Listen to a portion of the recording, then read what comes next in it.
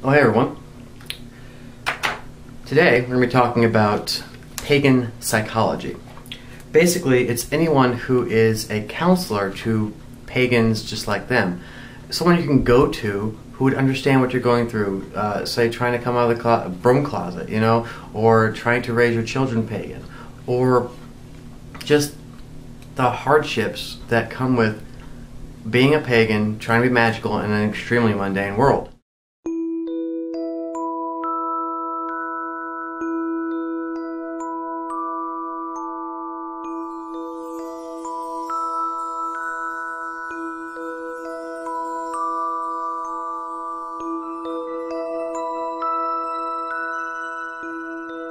We need people that have studied how to do this, and we need them to be pagan, or else who are we going to turn to?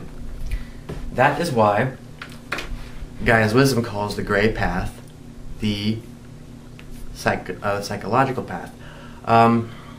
Basically, they are our counselors, our family councils, what we call them in our coven, but they are also just anyone you can go to that isn't a high priest or high priestess or any priest or priestess.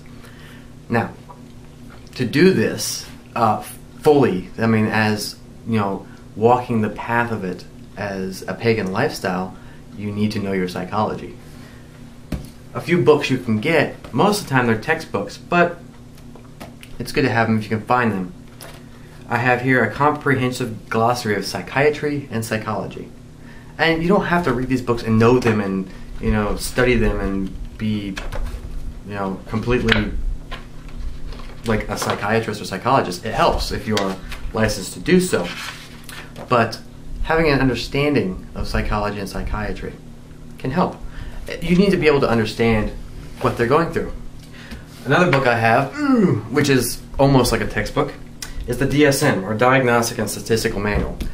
This one's for mental disorders. So, and you're going to run across these kind of people in covens or in pagan groups, because sometimes it's the only place people with mental disorders are, you know, accepted.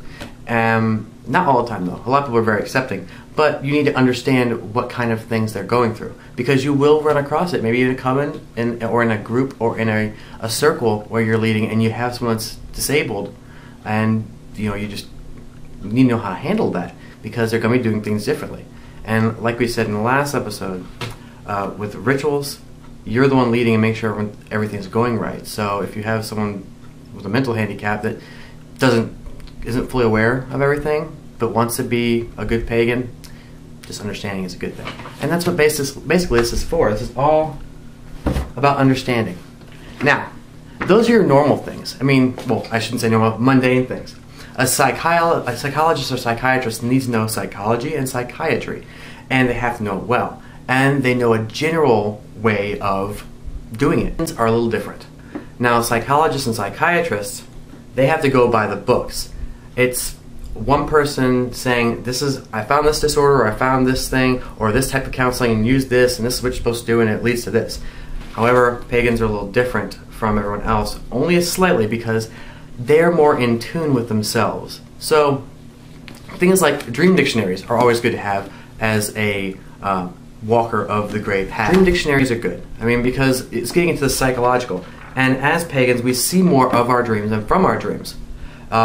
They define what we believe is our psychological and subconscious mind. So to understand dream interpretations is one good way of doing it. The gray path, or the psychological path, is the encompassing path which brings pagans together. They're the people who understand the Wiccans and the Dianics and the Gardnerians and the Druids and all of them put together. It's a lot of work. But basically, if you can understand the human mind and then understand the inside of their mind, then you can do it. And that's basically what the pagan psych is. The only difference between the psychology you're used to and our psychology is we're a lot more in tune with ourselves and our psyche. Most pagans are striving to be psychically aware, and most of them have astral projection. The bottom line is, be a good counselor. Be able to listen to people be able to sit down one-on-one. If you're a pagan priest or priestess, you should be able to do this already. And so it might be a little easier if you were a gray path to get to be the priest or priestess, and then have someone else do your rituals and things like that. But you're there for council. Always be there for your people. Always be there for fellow pagans. And the reason why I'm not getting up and being excited is because this is very serious. This is the one that encompasses everything. And it's important that you're there for your people. It's important that you're there for yourself. So go out there, be a great gray path walker, and we'll see you next time on Proud to be Pagan. Blessed be.